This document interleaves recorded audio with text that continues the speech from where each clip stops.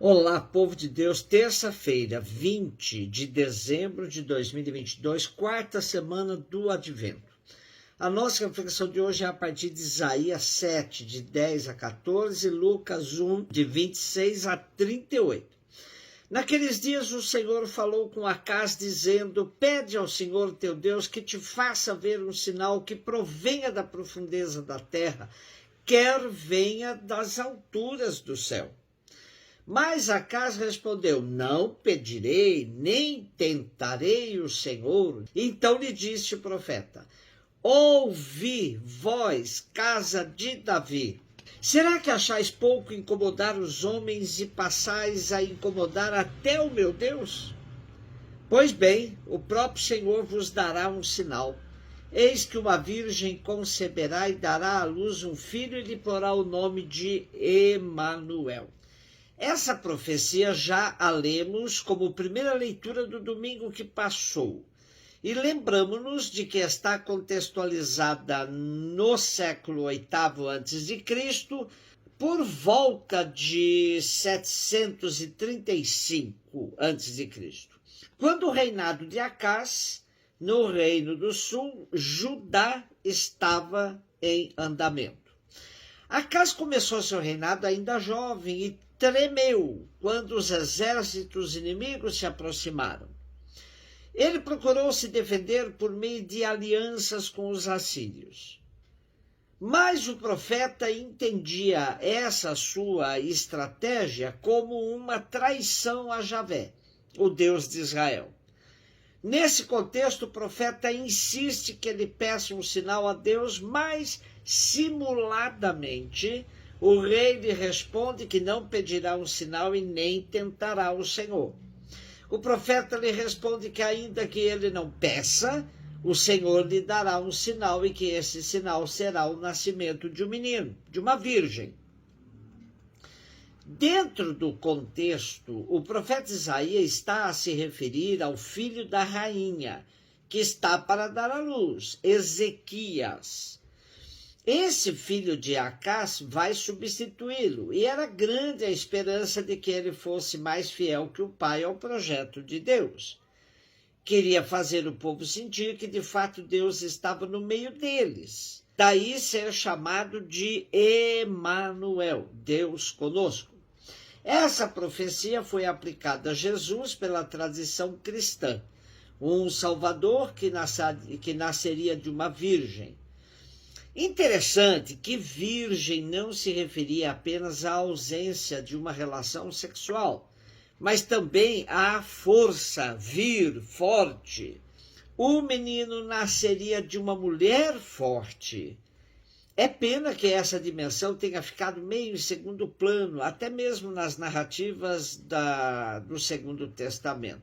É certo que Lucas resgata em parte essa característica de Maria, quando lhe atribui o cântico do Magnificat, que corajosamente apresenta uma inversão da realidade social, fazendo com que os grandes sejam destronados e os pequenos exaltados, os pobres e famintos saciados e os ricos e soberbos despedidos de mãos vazias.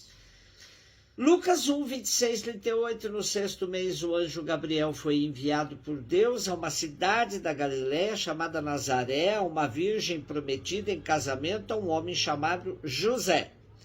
Ele era descendente de Davi, o nome da virgem era Maria. O anjo entrou onde ela estava e disse: alegra-te, cheia de graça, o Senhor está contigo. Maria ficou perturbada com essas palavras e começou a pensar qual seria o significado da saudação.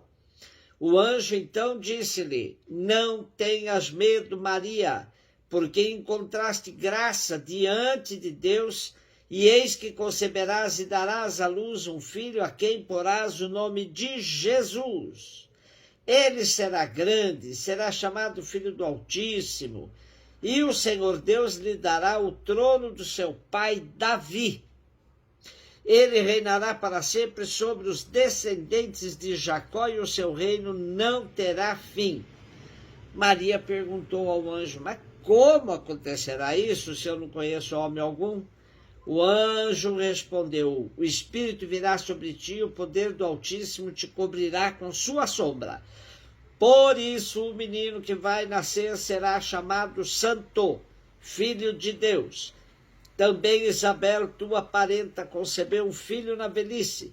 Este já é o 6º mês daquela que era considerada estéril, porque para Deus nada é impossível. Maria então disse: eis aqui a serva do Senhor, faça-se em mim segundo a tua palavra.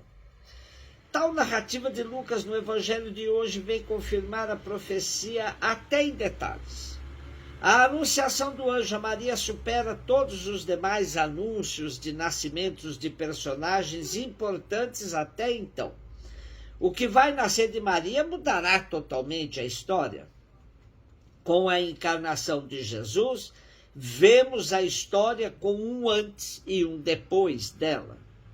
E a força do Salvador tem um efeito tão decisivo que também resgata tudo que veio antes dele.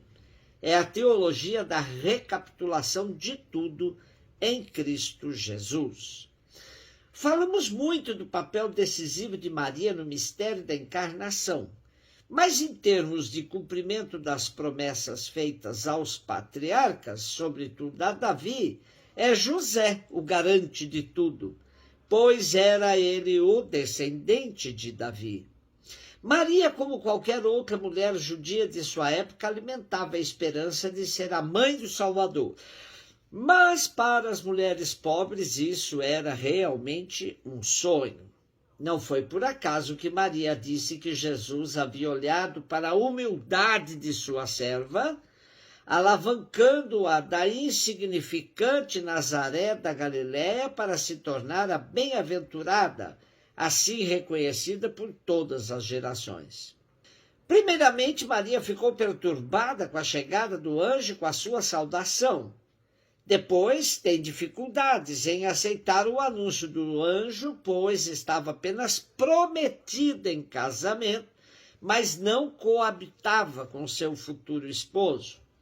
O anjo insiste com ela e lhe dá um sinal, a gravidez da sua parenta estéril Isabel.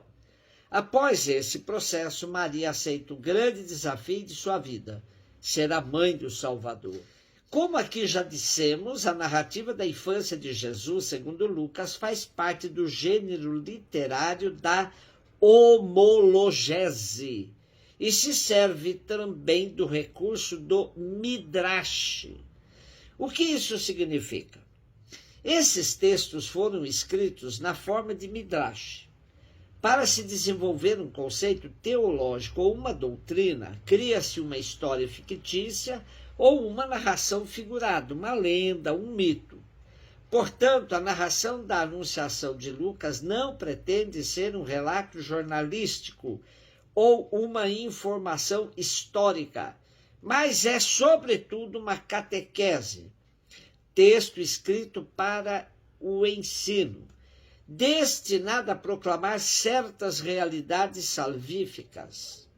Por sua vez, homologese faz com que a história fictícia que está sendo contada se utilize de fatos e pessoas já conhecidas do Primeiro Testamento e aparições apocalípticas, anjos, aparições, sonhos. Desta forma, a narração se torna real, mais real. Portanto, é bom fugirmos da leitura fundamentalista, que nos leva a interpretar infantilmente essa narrativa teológica, tão rica de significados para a nossa fé.